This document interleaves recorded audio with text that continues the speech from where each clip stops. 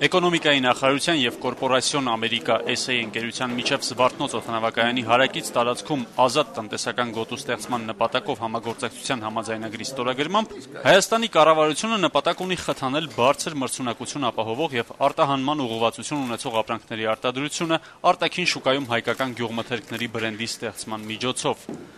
Էկոնոմիկայի նախարար Տիգրան Դավթյանի խոսքով առաջիկայում կառավարությունը հավանության կարժանացնի համապատասխան որոշումներով փաթեթը, որը նկարագրում է, թե ինչ մեխանիզմներով են աշխատելու ազատ տնտեսական գոտիները։ Նախարար Դավթյանը խուսափեց նշել, թե երբ կսկսի աշխատել օդանավակայանին հարակից ազատ տնտեսական գոտին, սակայն ասաց, որ դա կլինի ոչ շատ հեռավոր ապագայում։ Ի դեպ, օդանավակայանին հարող ազատ տնտեսական գոտին, ըստ նախարարի, Հայաստանում միակը չի լինելու։ Առաջինը, ինչպես ասացի,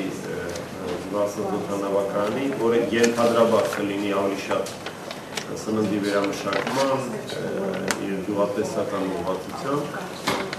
չբացառելով իհարկե այլ զարգացումներ, եւ երկրորդը մաս գործարանի հիմքի վրա,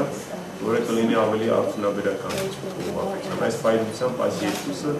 ապագայում չեմ բացառում, որ ոչ թե չենք բացառում, այլ ենթադրում է, որ կլինի տնտեսական գոտի բարձր տեխնոլոգիաների եւ տեղեկատվական տեխնոլոգիաների ուղղվածությամբ։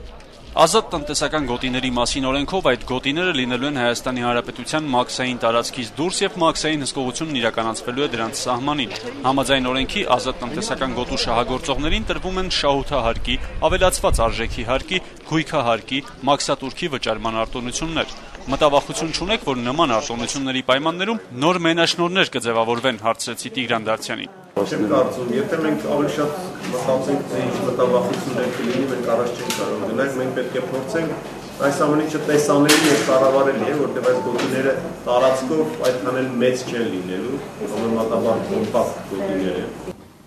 Ես կողմնակիցն եմ, որ ամբողջ Հայաստանը լինի ազատ տնտեսական գոտի։ Ինչ վերաբերում է այսպես ստեղծել առանձին օղակներ, գոտիներ, ես ասեմ դա ավելի շատ հատուկ է ավտորիտար այսպիսի տնտեսություններին, ազատ շուկայական տնտեսությունների պայմաններում դա բացառություններ են։ Եվ նաև հասկանում եմ, որ մեր տիպի երկրում, որը այսպես գաղտնիք չէ, վերից վեր կոռումպացված, այսպես տնտեսական շահերը օգտագործողներ, արտոնյալ պայմաններով օգտագործողների թիվը շատ մեծ է, այդ ազատ տնտեսական գոտիները ինչ-որ մի խումբ, նեղ խումբ մարդկանց շահերին են ծառայել։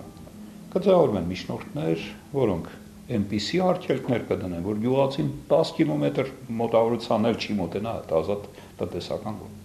որովհետև այնտեղ ինչ-որ եկամուտ, հավելյալ եկամուտի խնդիրը չէ առաջ գալիս։ Բագրատ Ասատրյանը մեծ զրույցում կարծիք հայտնեց, որ ազատ տնտեսական գոտու ստեղծումը տնտեսական զարգացումների վրա որևէ էական ազդեցություն չի ունենա կամ այն ընդհանրապես չի աշխատի։